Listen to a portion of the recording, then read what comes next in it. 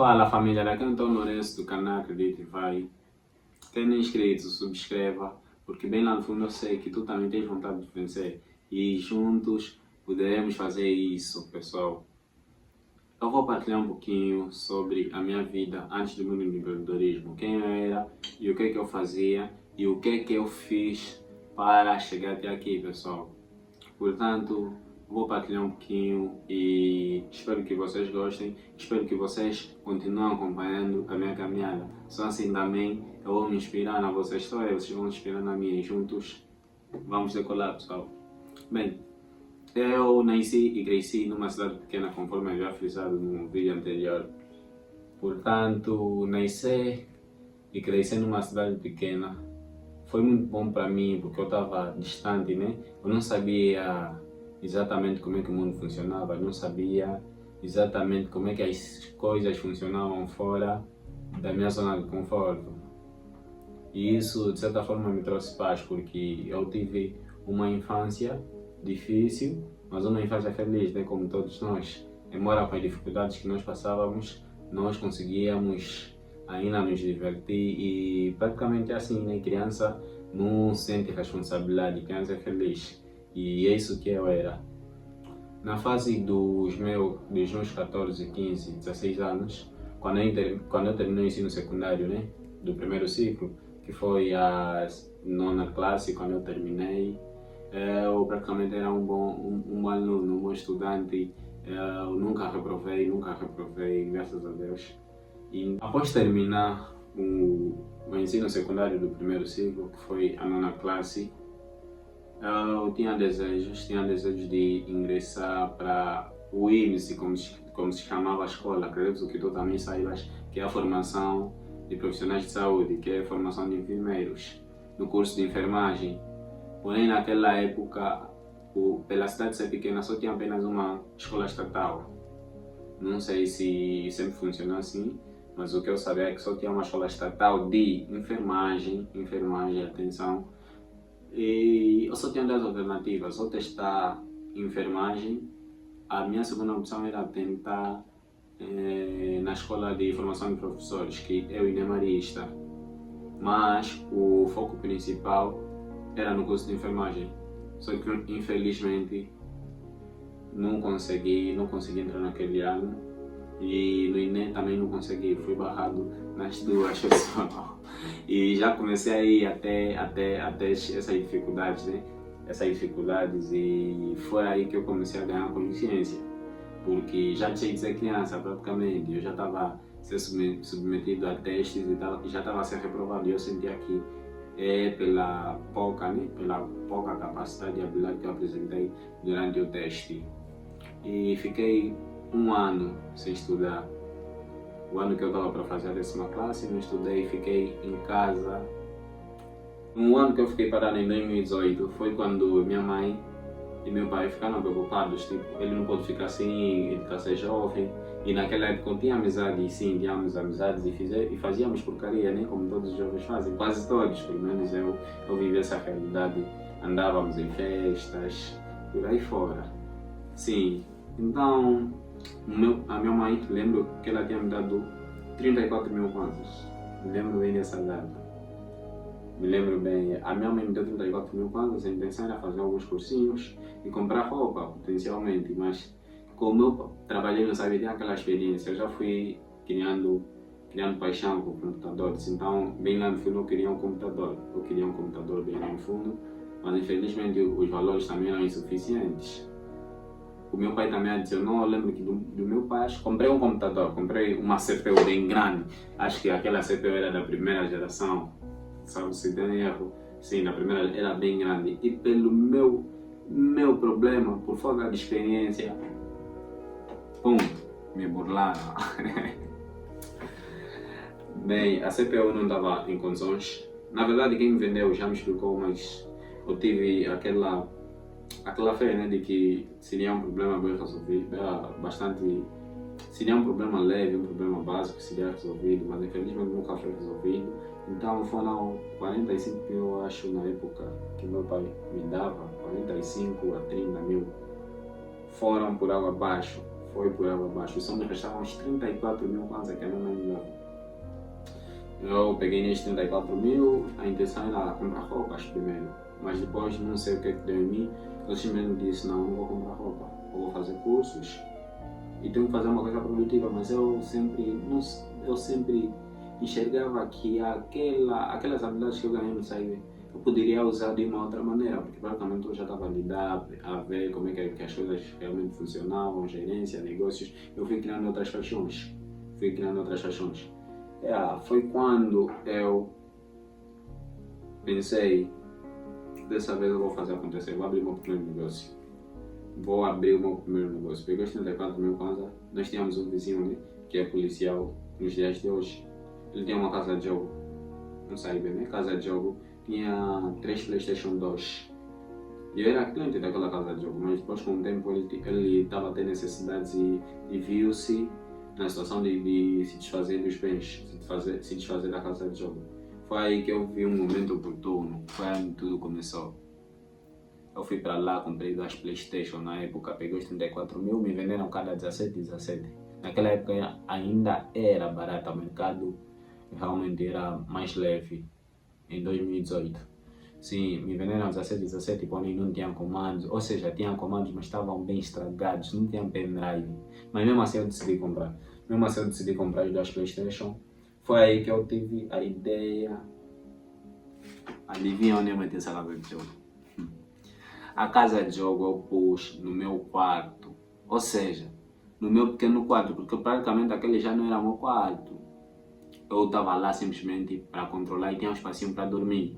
E naquele espacinho que eu tinha, no outro lado ficava camas base. Naquela época eu lembro que meu pai ou meu tio, ele vendia camas base. Então nós tirávamos as 7 para ficar fora, porque não tinha assim uma estrutura de negócio, só metíamos fora ao lado da rua e metíamos as 17. E depois eu dormia nesse mesmo quarto. Nessa época o Saiba já tinha saído, e aí uns conflitos. Então tiraram o Saiba dali. Foi aí que simplesmente era um quarto para camas e eu. E eu tive a ideia de dividir o quarto. O que eu pensei? Uma vez que as camas saem às 17, as camas saem às 7 em ponto, 7 da manhã, que é para ficarem fora, eu vou aproveitar esse momento, ser casa de jogo, e quando as camas entram, eu desarrumo e de boa. Era praticamente assim. Então o que acontecia? Nós pegávamos eu peguei uma corda, até hoje estou com essa corda, espero levá-la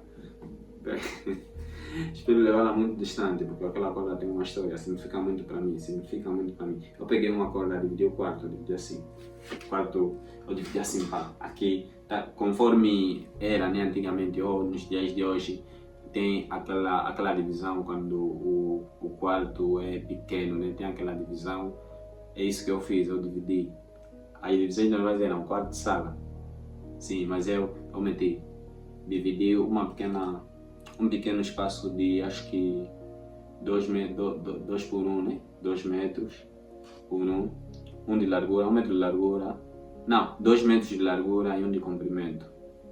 Sim, era praticamente esse espaço onde era a casa de jogo. Eu pus as 2 Play 2 e atenção, só me venderam um Play 2 e o meu dinheiro já tinha acabado. Até eu lembro que nos 30, eu não tinha, a minha mãe não me deu 34 mil, não, a minha mãe me deu 30 mil.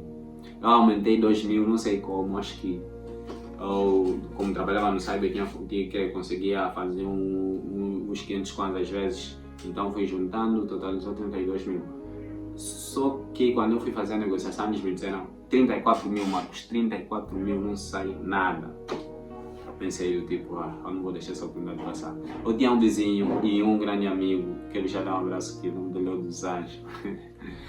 Nunca vai sair da minha mente, mano. Acho que esqueceste isso, mas eu nunca esqueci, nunca vou esquecer. Eu fui no Desanjo, lhe pedi emprestado, ele disse, mano, toma os 2 mil kwanza, pode não me devolver, vamos para as Play. E ele também era um grande viciado na Play. Yeah. Ele me deu 2 mil kwanzas. Foi uma das pessoas que também me ajudaram bastante, me ajudou bastante. Peguei os 2 mil kwanzas dos Anjos, juntei 34 mil, fui pagar as Play e depois, quando eu fiz a divisão do espaço, conversei com os pais em casa, eles aceitaram a ideia, falaram, faz isso, o importante é que tu não fiques parado. que eu estava praticamente sem estudar. Foi aí que eu tive outra ideia. Eu só tenho um Play 2, simplesmente só Play 2, duas Play 2. Mas eu não tenho TVs, não tenho estrutura, não tenho cadeiras, o que é que eu vou fazer? Liguei para uma minha tia, acho que eu tinha visitado uma minha tia e eu tinha visto TVs, assim, umas duas TVs pequenas, aquelas que chamam de 14, uma é 21. Eu fui para lá, conversei com ela, lhe contei a iniciativa e ela disse, tá bom, de boa, sobrinho, hoje levar uma televisão. E eu levei, foi a segunda pessoa, né? Que também me ajudou bastante, ou seja, a terceira, mas também foi uma das pessoas que participou diretamente, ativamente no meu início. Quando eu comecei, ela me deu a TV e disse, tipo, pode levar, quando conseguires a sua, pode trazer a minha foto. Eu disse, tá bom, de boa, já me ajudaste bastante. Mas faltava uma TV, o que é que aconteceu? Uma vez os comandos, a Play não tinha comandos, e eu já estava praticamente esgotado, não tinha mais condições de comprar os outros acessórios. O que é que eu fiz? Eu tinha um grande amigo, né? Ligero. Badigé. E eu tinha esse amigo, tinha alguém que também me ajudou bastante, eu cresci muito com esse nigga. Eu gostava, simplesmente eu gostava muito desse nigga, não sei, porque ele acho que ele já tinha um estatuto, tinha um estilo de vida que eu olhava e admirava, eu falava, um dia também eu tenho que ser tipo esse meu amigo, porque eu entrava no quarto dele, lá tinha todos os tipos de acessórios, tudo que um jovem queria, tinha PC, tinha TV, tinha tudo, e eu ficava do tipo, esse quarto é bonito, esse Wii, yeah. Foi ele então que eu sentei com ele, expliquei também a ideia, ele gostou e disse que ele queria ser sócio, queria entrar como sócio. Qual foi a proposta dele? A proposta dele seria dele comprar os comandos que restavam, ou seja, comprar os comandos que faltavam e adicionar uma TV. Ele tinha, acho que um primo que tinha uma TV e ele poderia me emprestar. Eu disse, de boa, mano, o que eu quero é só começar. Então, foi aí, o meu belo negócio, eu já tive um sócio, já comecei como um sócio. Então, eu praticamente, mas o Jerônimo também, naquele momento eu não tinha muita noção, né, de como é que eram feitas as associações, mas eu acho que eu tinha 70% do negócio, tipo, o espaço era por minha conta, eu trabalhava naquele local, as play eram minhas, até uma TV, acho que ele tinha uns 30, 25%, né, e tinha uns 30, 25%, mas nós dividíamos 50%, não queríamos saber que não, era tipo, um dia eu trabalho, outro dia ele trabalha, depois começamos a inverter, uma semana eu, uma semana ele. E aí fomos trabalhando, com o tempo as coisas começaram, não correu muito bem naquela necessidade de empreender. Quem empreende sabe que tem momentos que por mais iniciante que você comece, isso não te põe imune, né, das dificuldades que você vai enfrentando ao longo do caminho. Eu lembro de ter estudado tanto, aumentava as minhas habilidades, fazia trabalhos científicos, e eu já vendia produtos, eu já vendi muita coisa, amigo. Eu vendi muita coisa, família, muita coisa que praticamente já não lembro. Eu vendi máscara, eu vendi roupa, eu vendi quase tudo.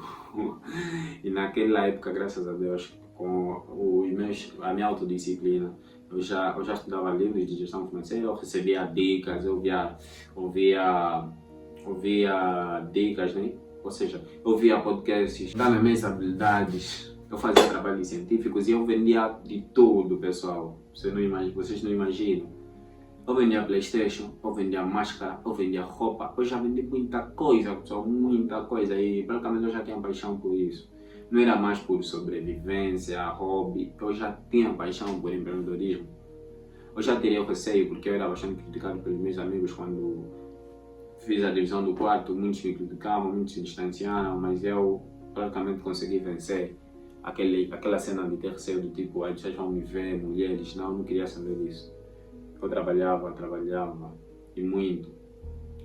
Sim, após, quando eu cheguei quase no último ano comigo, eu já tinha respeito de muitas pessoas já me olhavam e me admiravam bastante. Eu já conseguia comprar coisas que há muito tempo eu não conseguia comprar, nem os meus pais conseguiam comprar para mim. Eu já comprava telefones um pouquinho caros, né? E foi nessa época, acho que aos 16 anos eu já consegui fazer o meu primeiro 100 mil. Meu primeiro 100 mil quase, aos 16 anos, com o meu próprio esforço, luta. a partir daquele momento eu comecei a entender que realmente as coisas funcionam. Quando a gente quer, a gente consegue, a gente alcança. Foi a minha história antes de empreender e como é que foi os meus primeiros passos. Foi a minha história.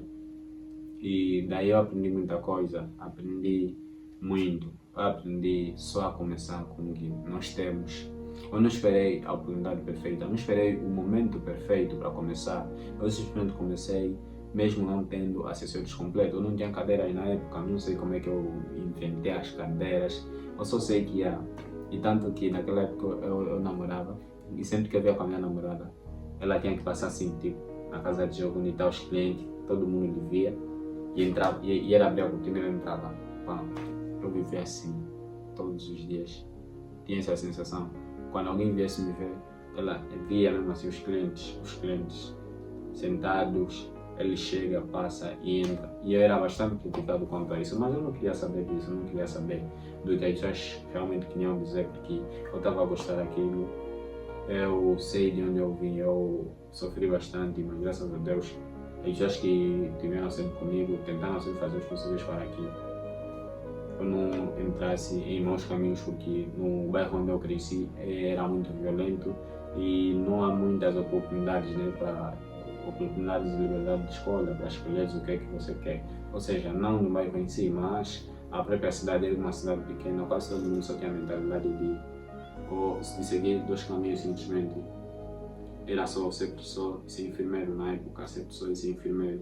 As pessoas não sonhavam, não pensavam tanto assim em empreendedorismo. Dificilmente as pessoas falavam, não, meu futuro é ser empreendedor, meu futuro é ser empresário, meu futuro é abrir um negócio. As pessoas não pensavam assim. E eu naquela época, eu já estava a pensar dessa maneira. Algo na minha mente já despertava de que eu tinha que seguir caminhos diferentes. E é isso que eu queria, é isso que eu queria fazer. Então, pessoal, essa é a minha história, de muitas, né, que eu vou partilhar convosco, mas essa é a minha história do meu primeiro passo no mundo do empreendedorismo, como é que eu comecei e quando eu comecei.